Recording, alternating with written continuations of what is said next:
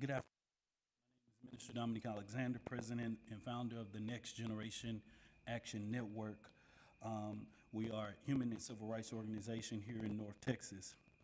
Today, we stand here not just as an organization, but as a community, alongside a mother, a grieving family, and a community that demands answers.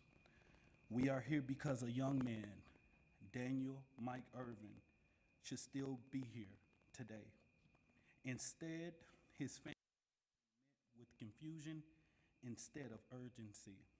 They have been met with delays instead of accountability. They have been asked to accept excuses. Before I go further, I want to acknowledge his mother and his family. We stand with you, we fight with you, and we are not going to allow your son's life to be minimized or dismissed. Daniel was not just a case. He's a son, he's a student, he was loved, and his life mattered. At the Next Generation Action Network, our responsibility is clear. We exist to challenge injustice. We exist to stand in the gap when the system fails our people. We exist to ensure that families, and especially Black families, are not ignored and dismissed and denied justice. This is why we are here today. On April 13th, Daniel Erving returned.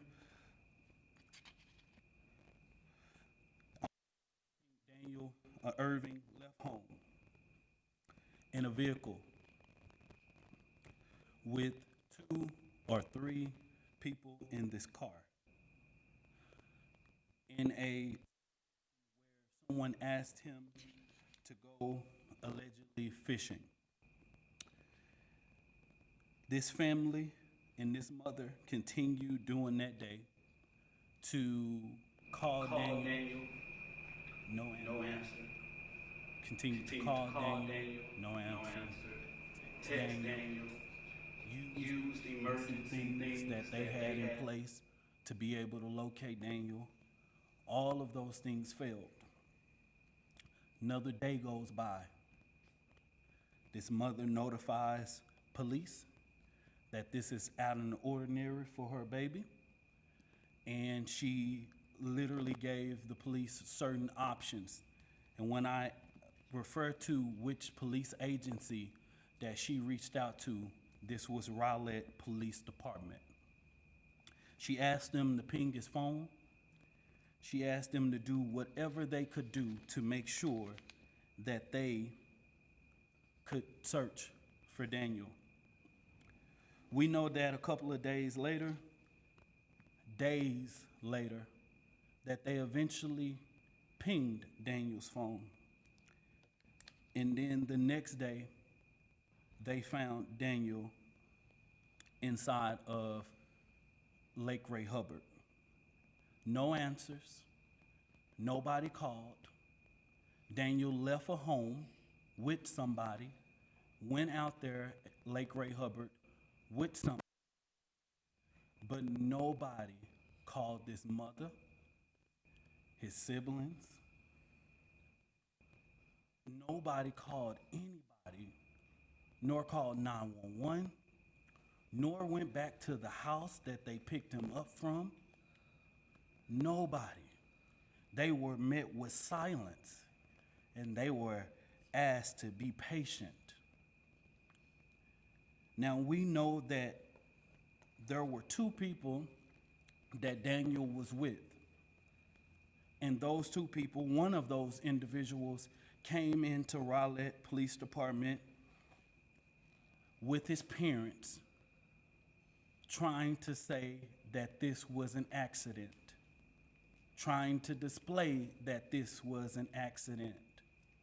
Now, rather try to repeat his words, I am going to bring his aunt in just a second to give a little bit of behind the scenes of what this family has had to go through. But all we have to say is that if an accident, why didn't you call 911? And it is okay for this family to not accept that as a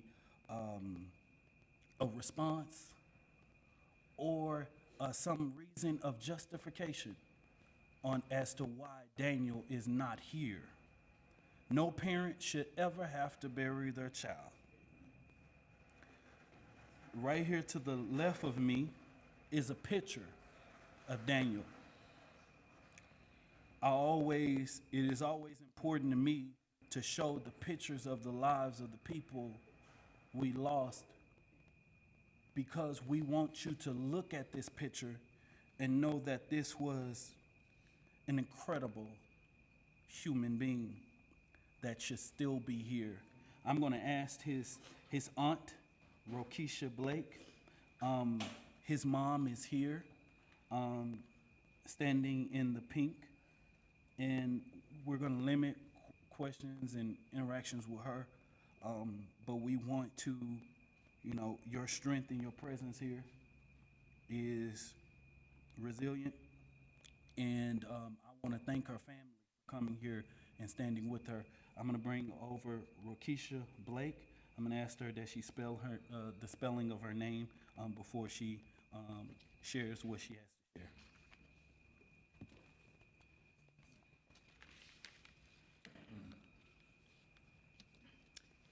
As Minister Alexander just stated, my name is Rokisha, Rokisha, last name Blake, Blake. I am the aunt of Daniel Erving. It is with heavy hearts, my solidarity of a cry for justice, but in the spirit of a demand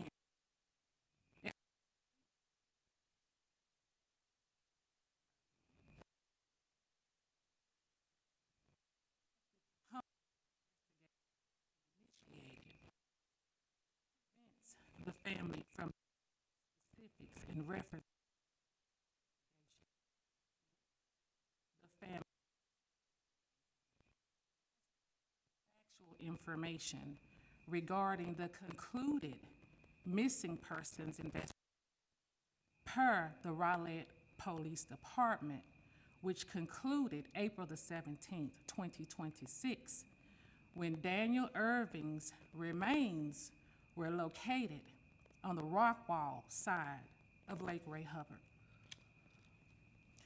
The family of Daniel Erving takes issues with the Rowlett Department's failure to immediately a Texas clear coordinated law enforcement adult rescue alert, formerly referred to as the Kelly Alert, an emergency system for locating missing adults aged 16 through 64 who are in imminent danger of injury and or death, coupled with the fact that Daniel Erving was a senior attending Saxe High School.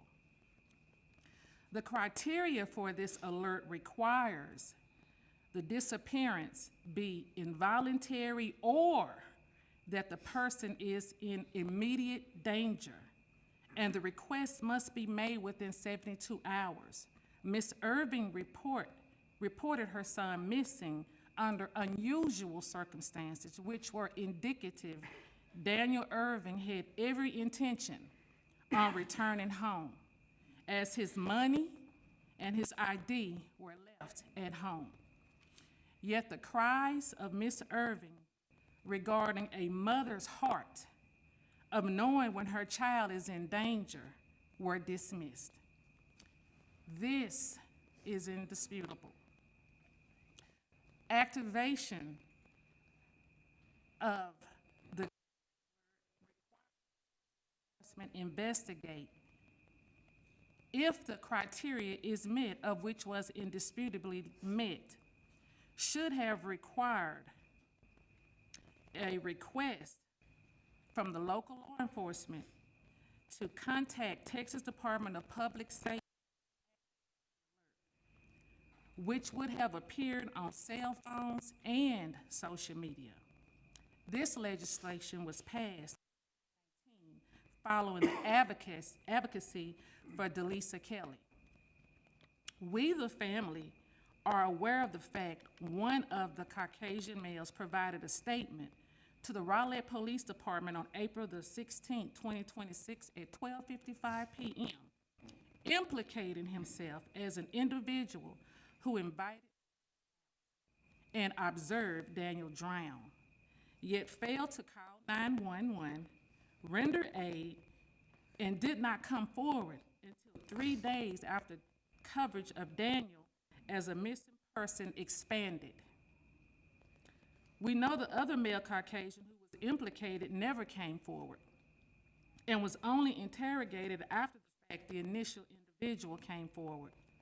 We know both individuals extended an invitation to Daniel Erving, and according to their curated, after the fact narrative, of which Daniel Erving is absent the ability to speak for himself, went home Monday evening after observing Daniel Erving drown by going underneath the water, went to bed, and reported to school Tuesday, Wednesday, and Thursday, absent even attempted to contact Daniel's family.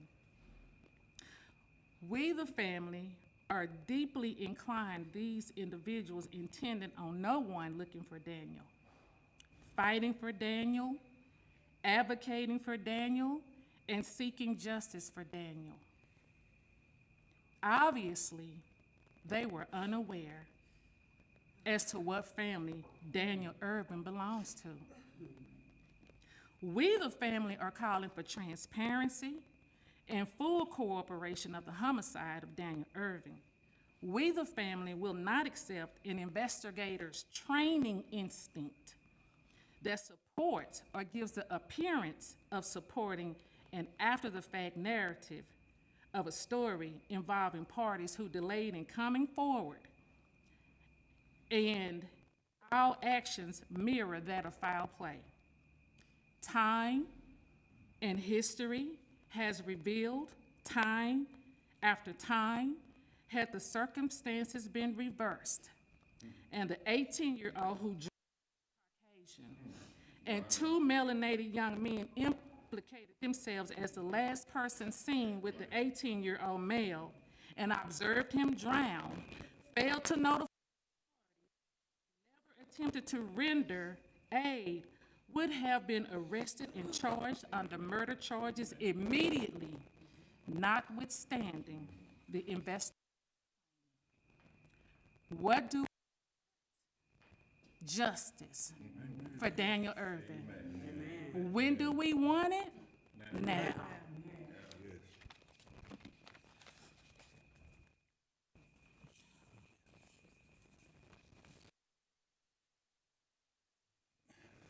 For the record, I wanted to make sure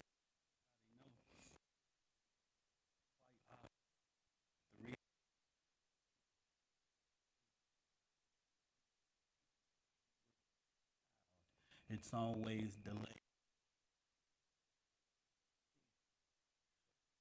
You know that people thing called due process or all of these things that come up whenever there is a white. What's crazy in this moment, as Ms. Blake talks about the clear alert and sitting here and being the person who wrote the clear alert, who actually, the reason why the clear alert was in the state of Texas, the first case that I ever had. Delisa Kelly was my childhood friend. The whole clear alert took more than 6 years to put in place. It's the only picture that you'll see me and Governor Greg Abbott in the same room, but it actually happened. There is a complete failure that happened here. We created the clear alert because in 2014, law enforcement said there was nothing that they could do, that there was nothing in the Texas clearinghouse that gave them instructions on how to look for missing adults, people between the ages of 18 to 60.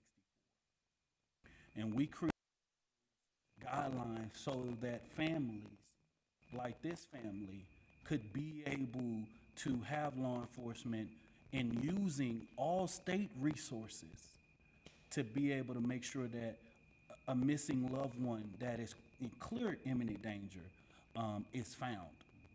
We know that it took more than 48 hours for law enforcement to do anything inkling towards way of trying to look for Daniel. But I find it quite crazy here in America. Always have to be met with delay. Now, so that it is not misunderstood, Dallas Police Department is currently investigating and the lead investigating agency. And the reason why is because I'm told where Daniel was found is on the Dallas Hubbard, correct? Not meaning that that location where they found Daniel on the side. So of course, Newark is no stranger. We're going to make sure that justice is met. If it's an accident, who goes home and lets someone float, and then come 5 days later asking for forgiveness or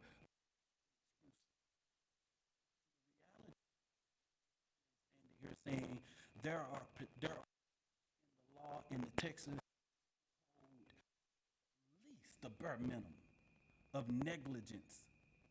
The bare minimum is that each one of these individuals should be arrested because we know that if the shoe was on the other foot, that many of us would have been, this family, if it was Dan, this mother would have bond him out. This mother would have already had to provide an attorney. They don't wait an investigation to slap cuffs on our black boys. Reality is I really don't care what someone thinks about me saying this because this is the obvious of what black America. I'm deeply saddened that I have to say it. I shouldn't have to say it. What black people deal with here in America. I'm going to pass it over to, there was it, Stephen? Stephen Jones.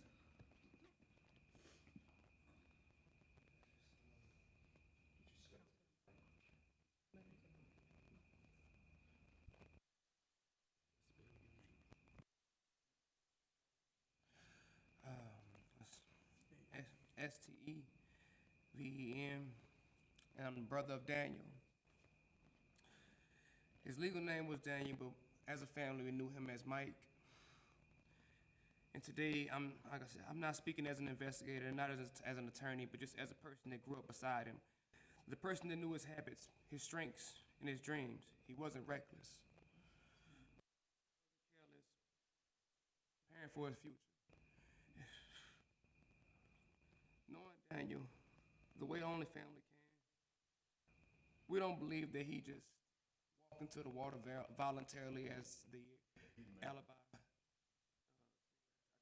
We don't believe that was voluntarily.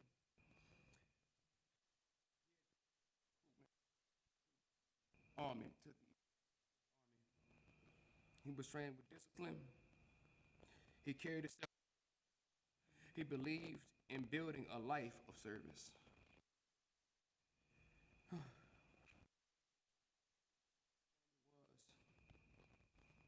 Our family has serious concerns about the circumstances surrounding his death. Now let me be clear. I'm not here to accuse anyone. We are only here from the police department. Right now, there are so many unanswered about what happened that day.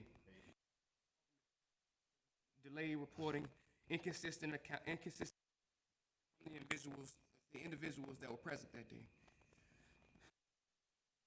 These are the questions that matter. And I just want it to be understood that under Texas law, investigators should recognize that death may involve a criminal negligence when someone fails to recognize substantial and unjustifiable risk to another person's life as unidentified under the Texas Penal Code 1905. Any failure to report something of this nature should be dealt with. Texas the concerns related to tampering and, or with fabricating with physical evidence as they did under the Texas Penal Code 3709 when actions interfere with the integrity of an investigation. As I say once more, we are not declaring conclusions. We are asking for legal standards to be fully considered as investigations pursue facts. Our family's simple request, we just want a thorough, a transparent, and unbiased investigations for my brother. Daniel deserves that. Just for, and not only just for him, the community deserves the confidence to learn, to understand that every life is treated with equal seriousness and equal urgency. My brother is not just a headline. He is someone who called home. He's someone who showed up for everyone. He was somebody who was preparing to serve his country. A man with a life of purpose. So today, we are asking with any information that you have, no matter how small it can be, no matter what the information that you have that you can come forward with, we ask as a family that you can come forward with any information. Say something to come forward, because silence does not protect the truth. The truth protects everyone, and we will continue to cooperatively. We will continue cooperating with law enforcement and remain hopeful that a complete investigation will provide answers for the public that we deserve. And until then, we will keep his name alive. We will keep seeking the truth in his name of Daniel Erving. Thank you. Can I ask you a quick question? Yes, sir. All right. Do you feel highly confident that there are other people that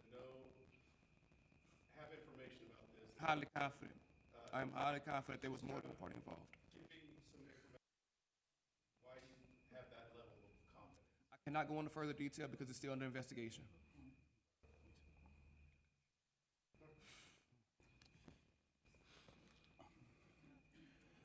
You know, some of the questions that the media, of course, has, I ask that you guys ask the Dallas Police Department and Rowlett Police and make sure that they can answer those questions.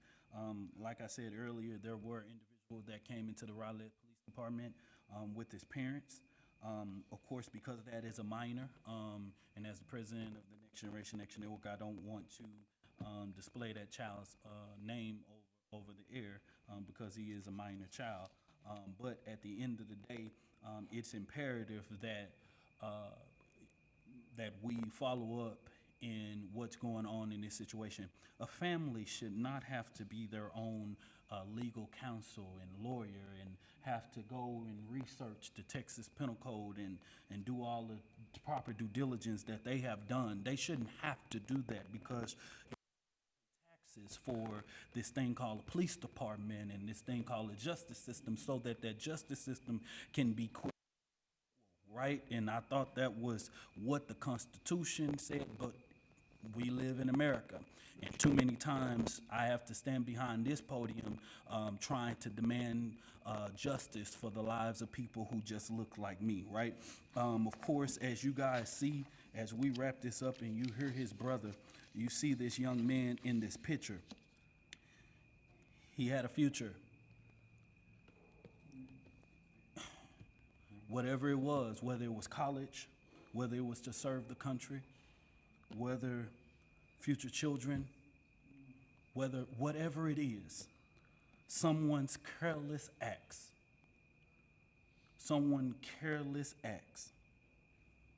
left him in a lake. And we want to demand justice. Failure to report an emergency, criminal negligence, tampering with evidence, providing a false and inconsistent statement.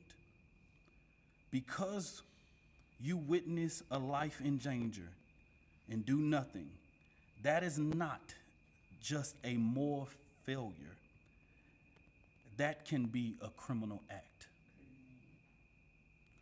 If we're just going to say we're just going to take what they said, and it was an accident, I leave this podium and say, who leave someone in a lake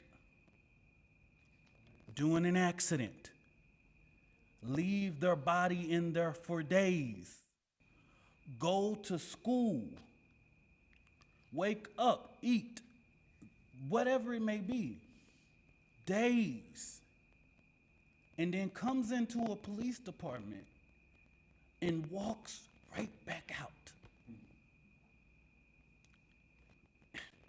You know, listen, you can understand this family saying, who literally leaves someone in a lake doing an accident? So that's why this family stands saying, that don't make sense. Human being, I don't care whether you are black, blue, green, or Tahitian treat, whatever color of the rainbow, whatever color you are. You could not understand this at all. Who leaves someone in a lake doing an accident? And if there is any member of law enforcement that is accepting that, I say that person should be removed completely. Anybody that is failing to make sure that justice is served for this family should be removed. We demand charges, and the Next Generation Action Network will see it through. I want to thank everybody for being here today. I'm going to ask if there's any questions. Yes. I have one question. First of all, I'm very sorry for the family, for the pain y'all going through. And that's very relatable for our viewers. One of the family members can just kind of explain the pain y'all going through right now. It's up to you. Whoever wants to speak.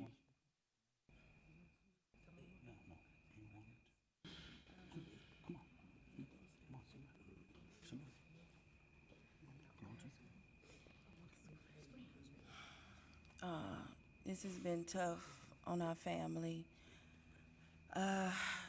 Like we've been saying, Daniel was our protector. And I have nothing but good things to say about him. He was a good kid, and he just didn't deserve that. And I'm just hoping that we get the justice that we deserved and a proper investigation is given, as stated, unbiased. My name is Azaria Erving, and I am Daniel's oldest sister. So. Do you feel some sort of consolation that at least there is a homicide investigation? Let's wait for that to end. Okay. Is there some consolation that they are investigating this as a homicide? So they're supposedly wheels are turning, hopefully, in that direction. We're gonna go ahead and I'm gonna decline to answer that at this time. Thank you. At the end of the day, that response to that question, that's a question for Dallas Police Department. And this family is preparing for a funeral. The only thing that's going to sound like or put any type of just calmness, if there's anything that exists in this moment, right? Because losing a child is not easy. At the end of the day, it's on the hands of Dallas Police Department, and they owe this family justice. Yes, sir. Hey, Mom, I'm seeing you kind of closer to the microphone. Are you comfortable just sharing anything at all? If you want the public to know? It's up to you. If you don't feel comfortable, that's fine too. No. That's fine. No. Thank you.